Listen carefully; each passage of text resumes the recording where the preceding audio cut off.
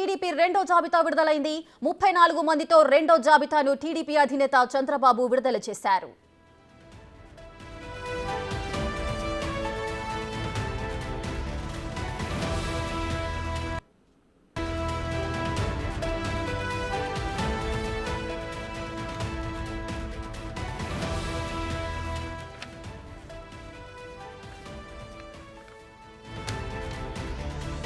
Breaking news చూస్తున్నాము. గత కొంతకాలంగా కూడా ఆశావాహులంతా కూడా ఎదురు చూస్తున్న ఆ రెండో జాబితా, టీడీపీ విడుదల చేయబోయే రెండో జాబితా గురించి ఎంతో మంది ఆశావాహులు వెయిట్ చేస్తున్నారు. ఇక ఎట్టకేలకు టీడీపీ రెండో జాబితా అయితే విడుదలైంది. మొత్తం 34 మందితో కూడిన రెండో జాబితాను టీడీపీ అధినేత చంద్రబాబు విడుదల చేశారు.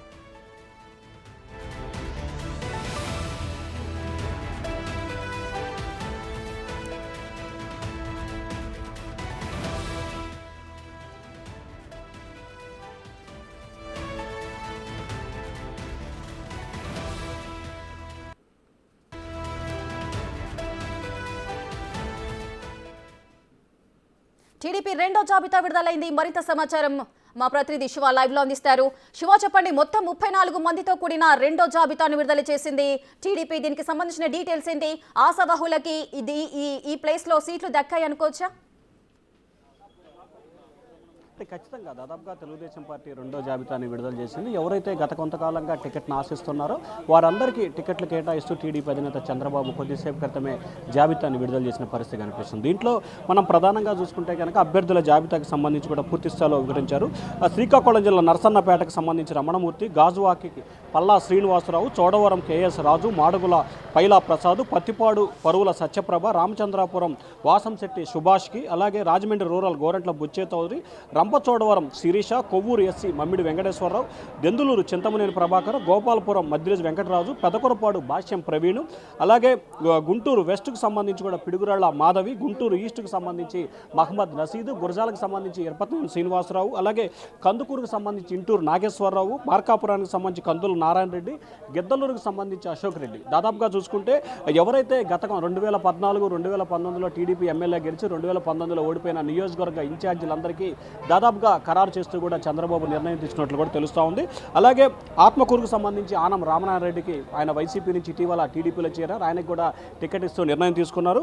అలాగే కొవ్వూరుకు సంబంధించి వేమిరెడ్డి ప్రశాంత్ రెడ్డి, వేమిరెడ్డి సంబంధించి కూడా మొన్న ఇటీవల వైసీపీ నుంచి వేమిరెడ్డి ప్రభాకర్ రెడ్డి, ఆయన భార్య ఇద్దరు కూడా టీడీపీ చేరారు. ఆయనకు సంబంధించి నెల్లూరు ఎంపీగా ఇచ్చారు. ఆయన భార్యకు సంబంధించి కూడా ఎమ్మెల్యే టికెట్ ఇస్తూ నిర్ణయం తీసుకున్న పరిస్థితి కనిపిస్తూ ఉంది. వెంకటగిరికి సంబంధించి కూడా లక్ష్మీప్రియ, కమలాపురం చైతన్యారెడ్డి, అలాగే ప్రొద్దుటూరు వరదరాజు రెడ్డి, నందుకొట్టుకూరు గిత్తర సూర్యకి ప్రకటించిన పరిస్థితి కనిపిస్తూ ఉంది. ఎమ్మిగనూరు సంబంధించి జయనాగేశ్వర రెడ్డిని ప్రకటిస్తూ కూడా నిర్ణయం తీసుకున్నారు. అలాగే మంత్రాలయం రాఘవేందర్ రెడ్డి, పుట్టపర్తి పల్లె సింధురారెడ్డి, ప్రస్తుతం ఇక్కడ మాజీ మంత్రి రఘునాథ్ రెడ్డి ఉన్నారు. ఆయన కోడలికి ఇస్తూ కూడా చంద్రబాబు ఇక్కడైతే నిర్ణయం తీసుకున్నారు. అలాగే కదిరికి సంబంధించి కూడా యశోదాదేవి, మదనపల్లి షాజహాన్ భాష కేటాయించారు. పొంగనూరు చెల్లా రామచంద్రారెడ్డి, చంద్రగిరి వెంకట మణిప్రసాద్, దాదాపుగా అంటే ఎవరైతే ఇన్ఛార్జి ఉన్నారో పులబర్తి నాని ఆయనకే కేటాయిస్తూ నిర్ణయం తీసుకున్నారు. శ్రీకాళహస్తి బొజ్జాల వెంకట సుధీర్ రెడ్డికి కేటాయిస్తూ నిర్ణయం తీసుకున్నారు. సత్యవీడు కోవేటి ఆదిమూలానికి, ఆయన ఇటీవల వైఎస్ఆర్సీపీ నుంచి టీడీపీలో చేరడం జరిగింది. ఆయనకు కూడా టికెట్ ఇస్తూ చంద్రబాబు నిర్ణయం తీసుకున్నారు. పూతలపట్టుకు సంబంధించి కూడా కలిగిరి మురళీమోహన్కి, అంటే దాదాపుగా 34 మంది అభ్యర్థులని చంద్రబాబు ఎమ్మెల్యే అభ్యర్థులుగా ప్రకటిస్తూ నిర్ణయం తీసుకున్నారు. ఇప్పటికే మొదటి లిస్టులో 94 మంది అభ్యర్థులను ప్రకటిస్తూ చంద్రబాబు నిర్ణయం తీసుకున్నారు. రెండో జాబితాకు సంబంధించి దాదాపుగా అంటే 34 మంది అభ్యర్థులని ఈయన ప్రకటించారు. మొత్తం 128 మంది అభ్యర్థులని ప్రకటిస్తూ చంద్రబాబు నిర్ణయం తీసుకున్నారు. ఇక 130 అంటే దాదాపుగా అభ్యర్థులకు సంబంధించి కూడా ఖరారైన పరిస్థితి కనిపిస్తూ ఉంది. మరొక 16కు సంబంధించి మాత్రమే అభ్యర్థులు అయితే ప్రకటించాల్సి ఉంది. తెలుగుదేశం పార్టీకి సంబంధించి 144 నియోజకవర్గాల్లో పోటీ చేస్తూ ఉంది. ఈ 144 నియోజకవర్గాలకు సంబంధించి మొదటి విడత 94, రెండో విడత 34 సంబంధించి అంటే 128 మంది అభ్యర్థులని చంద్రబాబు రెండు జాబితాల్లోనే ప్రకటించారు. ఇక మూడో జాబితా కేవలం 16 మందితోనే ఉంటుంది. 16 మందితో జాబితా ఈ నెల 18వ తేదీన విడుదల చేసే అవకాశాలు అయితే కనిపిస్తున్నాయి. సో మొత్తం మీద చూసుకుంటే పార్లమెంటు స్థానాలు కూడా 10 నుంచి 15 స్థానాలు విడుదల చేస్తారని చెప్పి మొదటి నుంచి కూడా అందరూ ఆశించారు. కానీ అది బీజేపీతో ముడిపడి ఉన్న నేపథ్యంలో కూడా భారతీయ జనతా పార్టీ ఆ ఏ స్థానాల్లో అయితే వారు పోటీ చేస్తారో ఆ స్థానాల్ని భారతీయ జనతా పార్టీ లిస్టులో అధికారికంగా ప్రకటించిన తర్వాత పార్లమెంటు స్థానాలకు సంబంధించి కూడా తెలుగుదేశం పార్టీ ప్రకటన చేయాలని చెప్పి కూడా భావిస్తున్నట్టు తెలుస్తుంది. కనిపిస్తూ ఉంది. దానిలో భాగంగానే ప్రస్తుతం పార్లమెంటుకు సంబంధించి ఎక్కడా కూడా ఎటువంటి ప్రాతినిధ్యం కానీ ఎక్కడ ఎవరికి కూడా అవకాశం కలిగించలేదు. సో ఓవరాల్గా చూసుకుంటే మొత్తం 128 మంది అభ్యర్థులను ప్రకటిస్తూ చంద్రబాబు 2 జాబితాలను అయితే విడుదల చేశారు. 3వ జాబితాకు సంబంధించి 18వ తేదీన అంటే 16 మంది శాసనసభ్యులు 17 మంది ఎంపీ అభ్యర్థులతో జాబితా విడుదల చేసే అవకాశాలు కనిపిస్తూ ఉన్నాయి. శివ, అయితే ఈ లిస్టుకు సంబంధించి గత కొంతకాలంగా కూడా ఆశావహులంతా వెయిట్ చేస్తున్న పరిస్థితి అయితే నెలకొంది. కొంతమంది చంద్రబాబు నాయుడిని కలిసి కూడా మంతనాలు జరిపారు. సో అటువంటి ఆశావహులకి ఇందులో ఎంతమందికి చోటు దక్కింది? ప్రధానంగా చూసుకుంటే ఎవరైతే చంద్రబాబుతో భేటీ అయ్యారో ఆ భేటీ అయిన వారికి సంబంధించి ఎక్కడ కూడా క్లారిటీ రాని పరిస్థితి అయితే కనిపించింది. ప్రధానంగా చూసుకుంటే కృష్ణా జిల్లాకు సంబంధించి బోడే ప్రసాద్, దేవినేని ఉమామహేశ్వరరావు ప్రధానంగా వారు ఆశించిన పరిస్థితి కనిపించింది. కానీ వారికి సంబంధించి ఎక్కడా కూడా స్థానచలనం కలిగలేదు. అలాగే శ్రీకాకుళానికి సంబంధించి కూడా కళా వెంకట్రావుకు సంబంధించి జాబితాలో అవకాశం కల్పించలేదు. అలాగే విశాఖపట్నానికి సంబంధించి మాజీ మంత్రి గంటా శ్రీనివాసరావుకి సంబంధించి జాబితా ప్రకటించలేదు.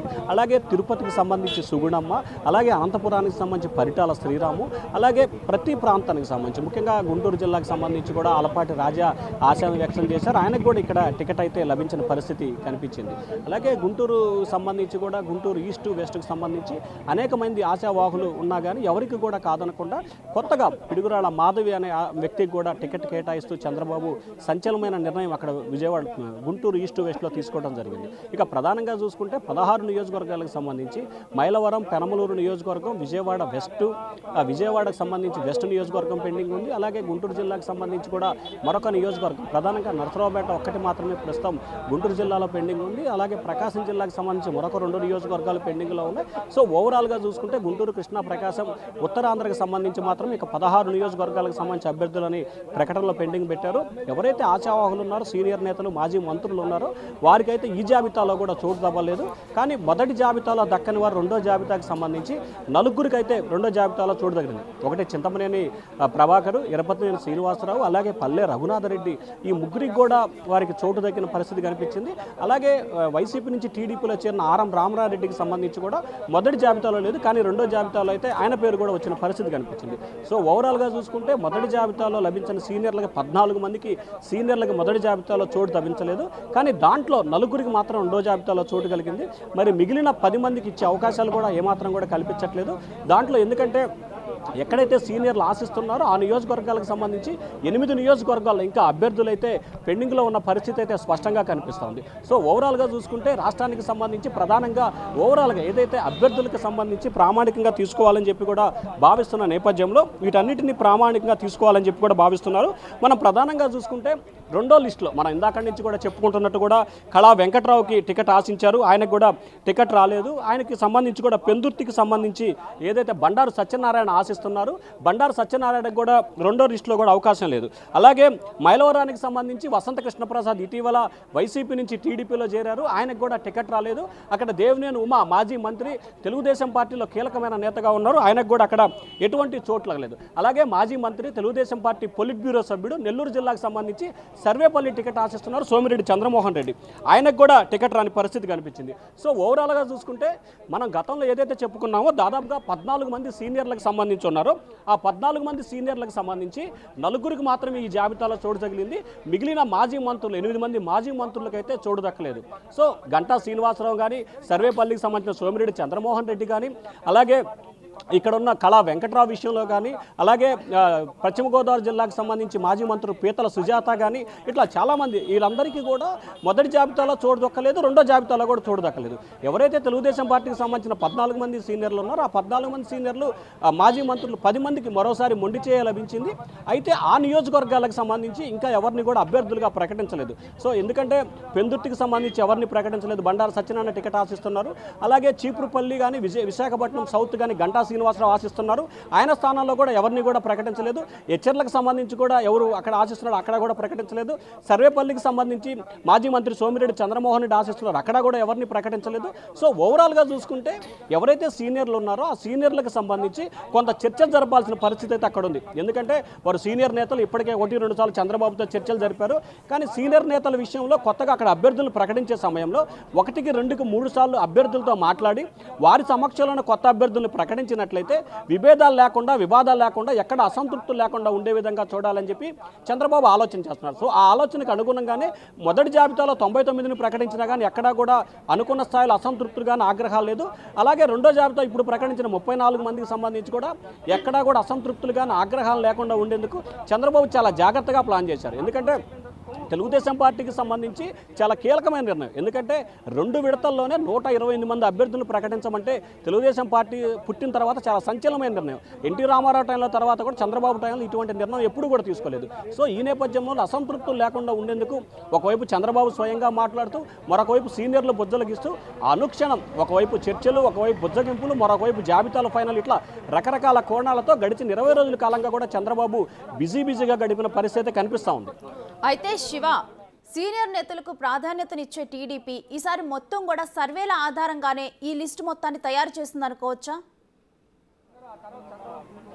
అంటే ప్రధానంగా ఇక్కడ మనం ఒక అంశాన్ని గమనించాలి. తెలుగుదేశం పార్టీ 6 రకాల సర్వేలు నిర్వహించింది. ఏదైతే రాబిన్ శర్మ బృందం, అలాగే ఎవరైతే మాజీ ఐపాక్ నేత ప్రశాంత్ కిషోరు, అలాగే ఇటీవల తెలంగాణలో పనిచేసిన సునీల్ కనుగోలుకు సంబంధించిన నేతలు, అలాగే చంద్రబాబుకు సంబంధించిన వ్యక్తిగత టీము, అలాగే లోకేష్ ఒక టీముతో ఇట్లా మొత్తం 6 రకాల టీముతో 6 రకాల సర్వేలు ప్రతి నియోజకవర్గంలో విడతల వారీగా చేసిన పరిస్థితి కనిపించింది. సో ఎక్కడైతే ఈ 6 సర్వేలకు సంబంధించి 4 సర్వేల్లో వ్యతిరేకత వచ్చిందో వారిని పక్కన పెట్టారు. 2 సర్వేల్లో పాజిటివ్గా వచ్చిన వారిని IVRS ద్వారా కూడా అభ్యర్థిని ఎంపిక చేసే ప్రామాణికాన్ని తీసుకున్నారు. సో ఎక్కడైతే సర్వేల్లో చంద్రబాబు చేసిన 6 సర్వేల్లో 6 సర్వేల్లో అనుకూలంగా వచ్చిందో వారిని మొదటి జాబితాలో ప్రకటించారు. 6 సర్వేల్లో 4 సర్వేల్లో అనుకూలంగా వచ్చిందో వారిని రెండో జాబితాలో మరొకసారి అదనంగా సర్వేతో పాటు IVRS సర్వే కూడా నిర్వహించి రెండో జాబితాలో వారందరినీ ప్రకటించారు. సో ఇక్కడ మనం ప్రధానంగా గమనించుకున్నట్లయితే ఎక్కడా కూడా చంద్రబాబు నాయుడు మొదటి నుంచి ఆయన 94లో పార్టీ ముఖ్యమంత్రిగా బాధ్యత స్వీకరించిన దగ్గర నుంచి 99లో కానీ 2004, 2009, 2019, 2024 ఇట్లా ప్రతి దఫా కూడా ఆయన సొంతగా ఒక సర్వే బృందాన్ని నమ్ముకుంటారు. ఆ సర్వే బృందాన్ని బేరేజ్ వేసుకొని సర్వేలో వచ్చిన నివేదికల ఆధారంగానే అభ్యర్థులు ఎంపిక చేస్తారు. సో దాదాపుగా మనం చూసుకుంటే 2009 నుంచే చంద్రబాబు IVRS అనేది ఒక ఆప్షన్ తీసుకొచ్చి IVRS సర్వే ద్వారా ఆ నియోజకవర్గాల్లో కార్యకర్తలు, నేతలు, ప్రజల నుంచి అభిప్రాయాలు సేకరిస్తారు. వారి వద్ద నుంచి ఫీడ్బ్యాక్ ఆధారంగానే అభ్యర్థుల ఎంపిక ప్రామాణికంగా జరుగుతూ ఉంది. ఎక్కడైతే అభ్యర్థులకు సంబంధించి IVRS సర్వేలో కానీ వ్యతిరేకత వచ్చినట్లయితే ఖచ్చితంగా వారిని పక్కన పెట్టినట్లు కూడా మనం భావించాలి. Right, thank you Shiva.